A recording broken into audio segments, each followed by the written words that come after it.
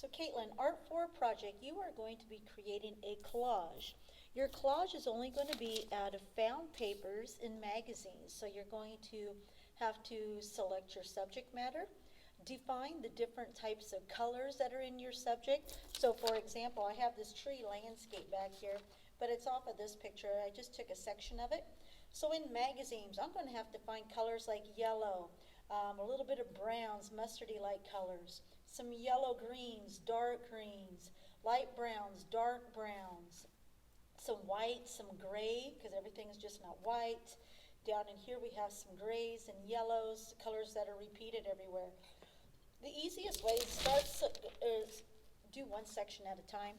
I'm going to start off with my yellows. I had a hard time finding yellows real quickly, so I just went with some like oranges and auburn-like colors in there for that section, and that's what I would do for that, but you'll have more time to search.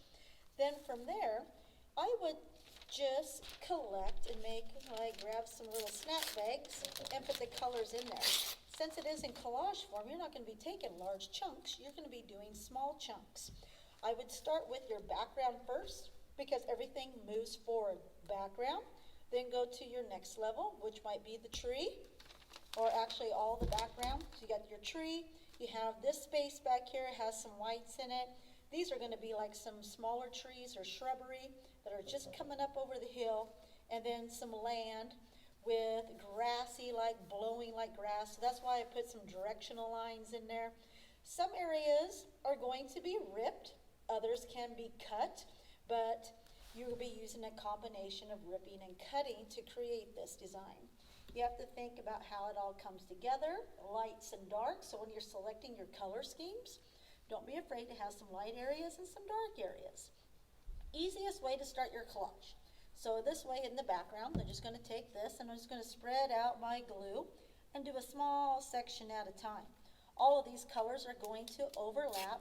I would keep the color designs kind of small. If it gets rather large, then it might not look as pleasing to the eye. And you are going to start pasting all of these small pictures, and then take a little bit of glue and rub it over just from this access here, and you're going to start creating your collage. There can be a little bit of white space, but might not be a whole lot. And then think about your colors as you start progressing down. Like if this is starting to turn a little more yellow, put a little bit of glue over there to make good sticking. So here on this piece, I have some more yellowish, some colors with some like yellow orange in there. And I'll start pasting. If it goes off the page, yes. Try not to have stuff with text on it, because texts are going to be a little distracting. So you can see how your colors are going to mix as you progress. This whole piece is going to be done in a collage method. So once I have that background done, I start off with every layer that's in the background. Then I would start working on my tree. And like I said, I had good varieties of greens. So I picked out some things that have greens in it. It doesn't matter what it is, as long as you're applying the color, not the object. Dark greens here in this grass area, which is awesome for my evergreen tree. For my browns, I found this dog because it had a lot of good browns and blacks and some yellow light brown colors coming through that'll look really good. So some things you're going to be very selective on. When I say cut some areas out, so I'm just going to take this orange, and this would be if I'm almost through a whole section and I have some grassy area. Again, you're going to apply layers and layers and layers of grass.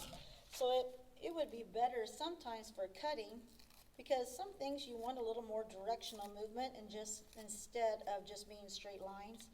So as you can see, you're going to be applying, and you're going to need a lot of variety of those oranges and yellows.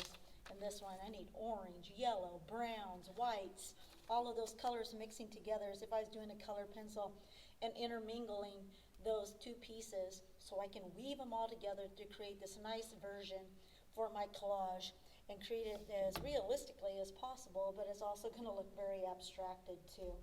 So all you're going to need for this is a good composition. As you can see, it doesn't need to be extremely complicated. You will need to start selecting colors for every area. So like yellows in here, save them in a sandwich bag, have good varieties from lights to darks, different types of greens, different types of browns, any color that you see in here, grays, blue grays, and save them till you get to that area. Only glue, ripping, and tearing is the only thing that, for an example, for a finished one, as you can see right here with this rooster, all it is collage pieces overlapping. You can see directional lines for movement, like on his tail, so that's why it says some cutting might be applied in some areas.